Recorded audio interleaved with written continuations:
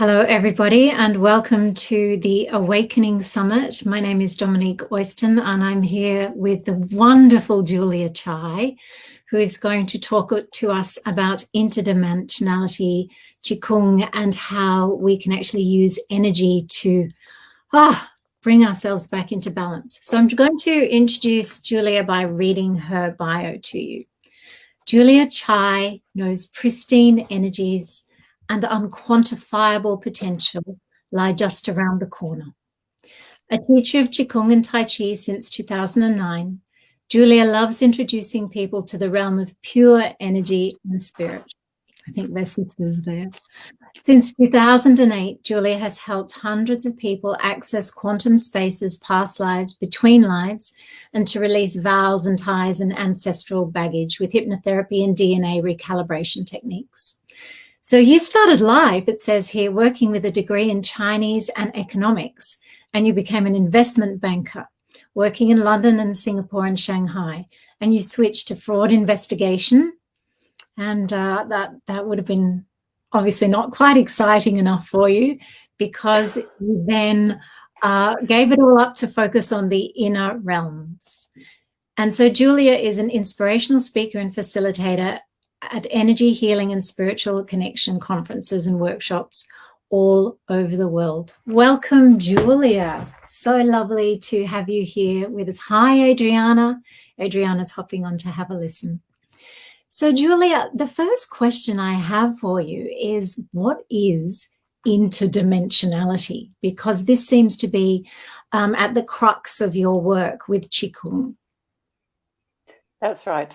Interdimensionality is the realization that we operate from different levels. So hello everyone from sort of my level of spirit consciousness, hello from my heart, and hello from my being. That'll be at my belly button. But of course there's far more to each of us, you, me, and all of you who are listening and tuning in today. Like you say, I work in past lives, between lives, and I take people off their timelines into the past and also off the set behind the scenes. So this is also what I call interdimensionality, working off the timeline, like Dolores Cannon or Michael Newton or Brian Weiss. I can tell you that each of us basically operates not just as an actor in our play, but also as, and you'll know this as an opera singer, as the producer and the director. So if there's a role that we are playing at the moment which is not giving us joy, we're feeling constrained, realize that the world is a stage and that you are not just an actor, but you can step into the other dimension behind the scenes in spirit and negotiate with the other actors. And so don't confine yourself to playing that role. Another way, apart from the actor and sort of what role am I playing in this lifetime and how do I want to change it, what outcome do I want to do, is to look at it really from a very straightforward physical, energetic level. So, for example, when we first learn to ride a bike and we get our own bicycles, we know from experience that if we have to cycle with a tire that has been punctured, we have a flat tire, we're not going to move as fast or as gracefully until we or someone changes that tire for us, right? So the interdimensionality is also recognizing that within our body we have different dimensions, and we have, as a Qigong teacher, we guide people to connect not just with their bones and their muscles and their posture and projecting this energy in and out, but also to actually tune into the different organs, because the different organs actually embody different aspects of ourselves. And not many people realize the importance of working interdimensionally, interdimensionally with different parts of your being. As I sit here talking. Is that like almost like each organ or each part of ourselves has this different witness perspective or this different identity perspective, and if one perspective isn't working, you can step out of that into another perspective to see how to, is that what your... Absolutely, you're spot on. So the soul itself, I know in the Western tradition we say the soul is embodied in the heart. In the Tibetans and the Chinese will basically say, no, different parts of you are embodied in different organs. So each organ has not just a biological function, but also a consciousness and a spiritual function. So the lungs, for example, is actually where your wisdom sits, the white ethers. The kidneys is basically courage and fear. Heart is your desire and strength, but it can also be anxiety. Liver is transformation, ability of growth. Sorry, stomach is transformation and heat. Nourishment. Liver is where the growth and evolution can sit. So there are different names for those parts of us, but back to the bicycle tire. So if the bicycle tire, say the lungs are punctured or you're not breathing properly, then that part of you that will actually help you move forward spiritually can be compromised, and lungs are often compromised by grief, just about something, having lost someone in the past. Kidneys are impacted by fear. So back to the bicycle example, if you've fallen off somewhere because there's been an obstacle you didn't expect, or you weren't paying attention, that sort of fear of falling and hurting yourself will be sort of sitting in the kidney. And if you may be embarking on a new venture or wanting to make a change in your lifetime, a big one, the kidneys will often be the ones that might be holding you back because of some upset that you've had in the past, some hurt. Unless you clear out that emotional baggage and talk to the essence of you in the kidneys, or that will not work. You'll constantly have something dragging you back, something trying to push you forward. And it almost feels like when you're talking about the more we wake up the consciousness in the different parts of ourselves, the more opportunity we have, I guess, to keep moving forward in that destined way and in an awakened way, so that we can utilize the experiences that come to us in a purposeful, significant way, rather than just kind of arbitrarily being thrown wherever. Yes, the secret to waking up is bringing your awareness to the situation, not just externally, but to how your body is responding to it.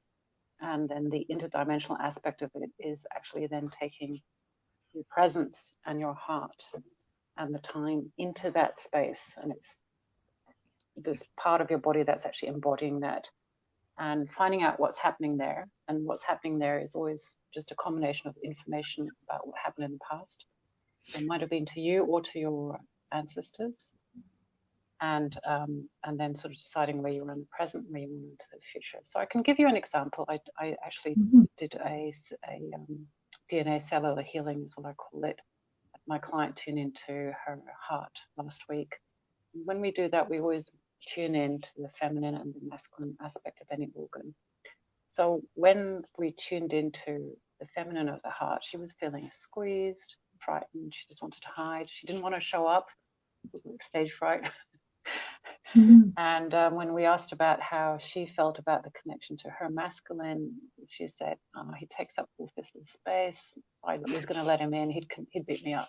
That was sort of just what it was. That was just the tune in, being present for what's happening for the feminine aspect of the heart. I mean, we then tune into the masculine, which is sort of sat. And you can do that while you're listening. Just notice, I am the masculine energy of my heart. I am the masculine energy of my heart. What is the masculine energy of my heart feeling? It's the pericardium. It's the one that beats, keeps you going. Without him, we wouldn't be alive and talking. So he was feeling comfortable, powerful. Yeah, he squashes all the blood vessels, feeds all the organs, so he's very important. But his attitude was, I've heard of it. I don't really care how she's feeling or anybody else if it means losing power. So very sort of like patriarchal. Then we did the recalibration. The recalibration, again, is realizing that interdimensionally, just like computers, you can reboot computers, you can download new softwares, get down new versions, letting go of the old patterns that have been playing out in your lifetime or in previous lifetimes or in your ancestors' lifetimes. After the recalibration, the feminine basically felt there was more space. It was like equal, half and half. She just said she'd realized she has wings. Often when in Qigong movements, we often do the crane wings because it's just opening up that heart and allowing, when opera singers, when you sing, it's just like that, that crescendo is just like. It's heart music. It really is heart music. That's why we just can't help doing that. It is, isn't it? It's just the heart unstoppable, speaks. right? Yeah, absolutely. It has a voice. So I really resonate with what you were saying. And when you do, growing up, men sing. I mean, like in my family, it's the men. They get touched. It just, it goes beyond the mind. It goes beyond the stories. It's pure heart and voice. Isn't it? And I love that you're talking about the fact that there's the place where we are one, we are in a universal consciousness. And then one of our first sort of polarity experiences on earth is the masculine and feminine polarity experience. But that in every organ, there is both the masculine voice and the feminine voice. And in every part of our being, there is the masculine voice and the feminine voice. And we can, like, I've done this sort of work where you have these conversations, and I'm always fascinated about how direct it is, how visceral, how much you can feel it, and how clear those inner voices are of our physical organs. Like, it's almost like the matter of our body has quite a clear voice in a lot of ways. Absolutely. We are embodied, and if you think about the brain as a computer, it is not just reacting to outside stimulation and to your thoughts, but it's also having that emotional experience, and the emotional experience and the feelings and sensations coming from yourself and inside are the other equation of the input. And you've got to be able to combine both of them, the emotional landscape and the mental. So the weather and the information and the physical, and bring it all together. The other part of the equation that a lot of people miss, and as you kind of hinted at it, is that when we are born, when we get dressed in blue or pink, when we look to our parents as to how they walk, how they talk to each other, we pick up a lot of unconscious attitudes, and we imitate them and we embody them. And it's all very well for us to, and our organs and our body does that. And it's not until you get to the level of the organs, who are like players in your orchestra, that you find out that the mind thinks it's the conductor, but that the music that the different members of your orchestra or chamber orchestra are playing are completely different from up here, because a lot of them are actually inherited or conditioned. So unless you go and change out the score, make sure that every single player in your little inner verse has got the same score, or is on the same score, it's just like trying to keep hold of a football team of 5-year-olds. Herding cats. Get them all focused, or herding cats. And I love this because it speaks so strongly to this whole idea of this summit, which is awakening. And that, if we awaken to what is embodied inside of us, whether it's inherited or sort of something that we create as we go along, then how much freedom comes from this sort of work. I can imagine that people feel an extraordinary amount of freedom when they work in this way.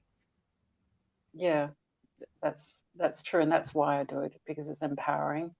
Yeah. When you can tune in, and I often work with people who have chronic illnesses, and often chronic illnesses are not properly diagnosed, be it chronic pain or gastric, celiac, or inflammation of the womb, etc., etc. A lot of people also get viruses and other kind of bugs.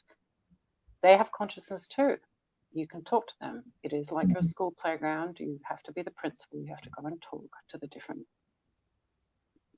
members of your who are occupying the schoolyard, be they from external or internal or out of control, like the tumors, and find out what their story is. Nobody in the outside world can tell you what the story is, because your story is unique to you and to where you came from and where your ancestors came from. So I'm hoping that the doctor has got it in a book, and that the symptoms you display are going to match. Nothing beats you tuning yourself in, and pretty much it's that realization. And I think IT technology has actually shown us, how, sort of a rough understanding that you can download information, that there are blueprints, that the cells run off blueprints, and that we can actually work with blueprint, and we can identify where there's conflicting information, basically where there's information that's been programmed from our experiences, traumatic experiences, that is, creating, this does not compute,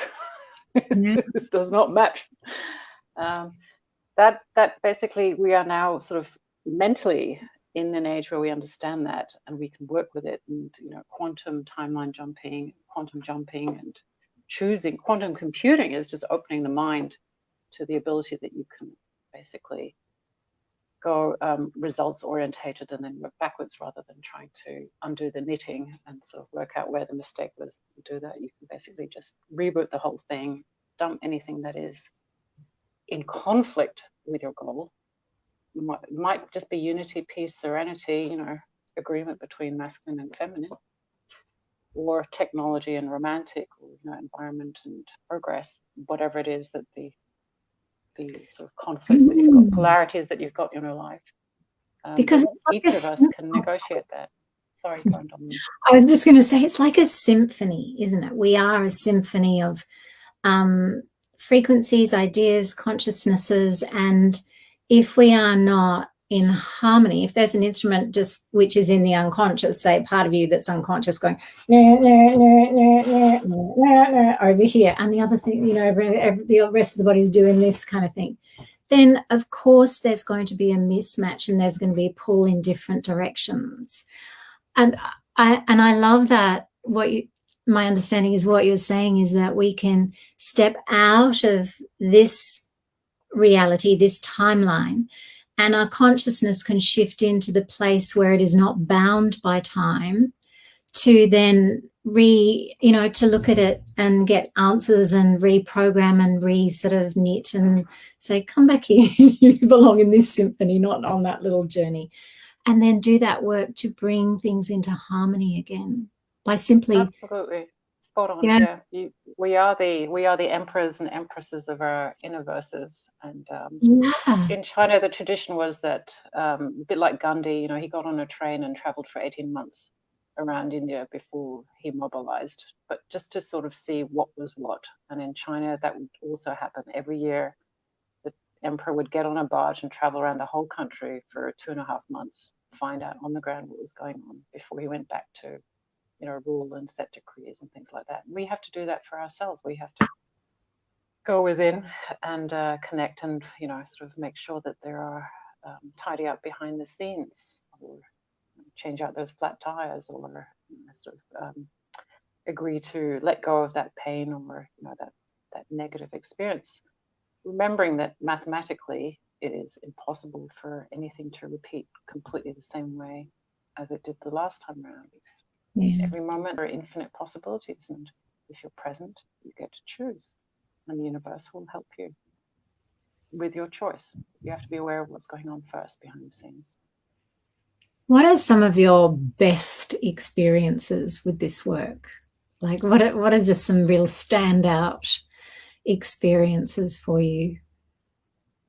I guess the ones that are in this area where I'm talking about the organs is when I actually learned this work myself. We did it for a whole week straight, recalibrating the brain, the heart, the knees, the liver, the kidneys, blood vessels, DNA. When I did that, I realized that that the patterns that were playing at my organ level that I had been unconscious of were exactly the patterns that my partner was displaying in the relationship.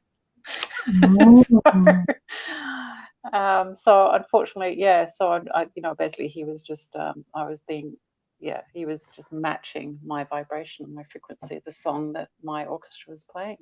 And he was playing the counterpoint, so I couldn't even blame him. So that was a pretty big one.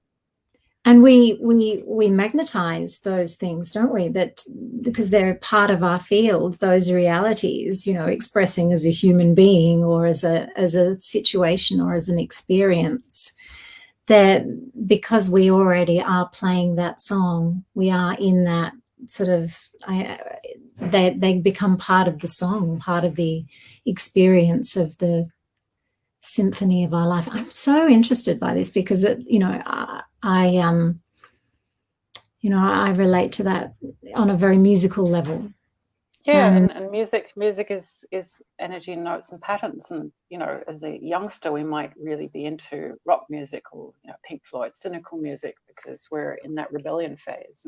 And then we might go through a classical phase or pastoral, depending on what phase in your life. And the music is the energy embodied, isn't it? It's you need an instrument to allow what we call the Tao, the universal Brahman energy, to flow through and to be expressed. And music is a product of it, isn't it? We all know and can feel it if it's out of harmony.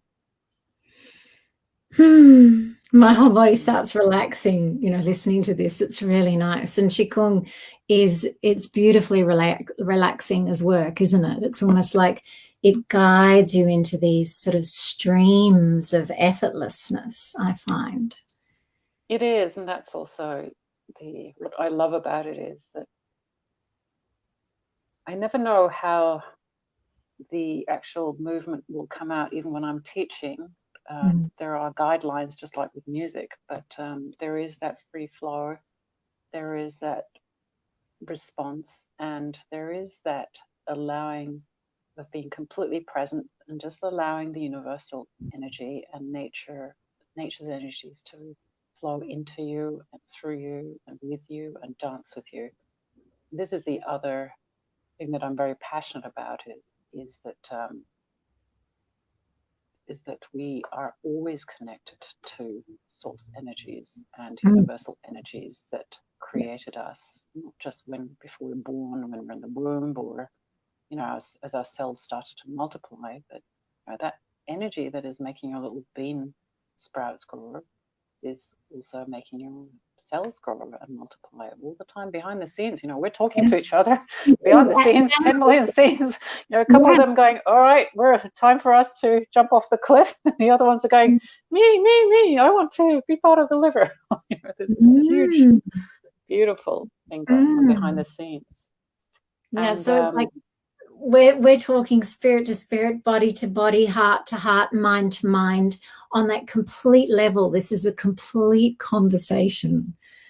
Yeah, exactly. And that is what is the interdimensional, is just sort of seeing how they're all connected, not sort of shutting them off into, spirit is just what I do when I, go to church or I read, or movement is what I do when I'm in the gym. It's, I'm moving now, and it's all part of me and integrating. And, the message that, I've written in my book about is that spirit is saying to us, we are the avatars. We are here because we hold the potential for the next stage of humanity's evolution, and it is by doing exactly what you just demonstrated, being music embodied and expressing that. At the moment, there are so many awakening. Exactly. Awakening to that. Julia, we have to close up the interview. I could talk to you about this for ages. It's wonderful. I absolutely love it. Thank you so much for sharing your wisdom and that beautiful flow that, I love talking to practitioners because you can feel the flow of the work that is already moving through them, and that beautiful flow of that universal energy. I can absolutely feel it when you speak. So thank you. Thank you for facilitating. So, and to you, audience that's listening, where can they contact you? Where can they engage with you? And where would you like them to go to connect with you?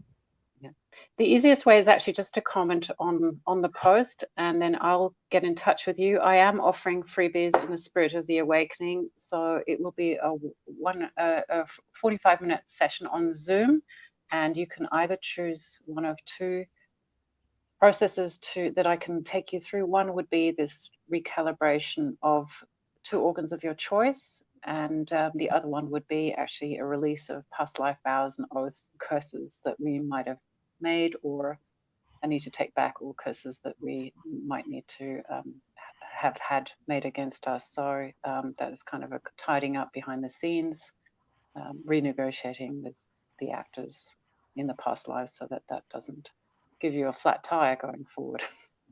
Wonderful. Thank you so much. So yes, everybody, just to say once again, if you want to contact Julia, please let her know in the post, in the feed of the post, and she'll be in touch with you for your freebie. Okay, so contact her, and it sounds wonderful. Thank you, Julia, so much, and we'll see you in the Facebook group. Yes, definitely. Thank you very much, Dominique, and thank you everyone who's turned up, showed up. You can do it. We are the avatars, and we'll show you how. Okay. Beautiful. Bye. Bye. Bye, everybody. Thanks.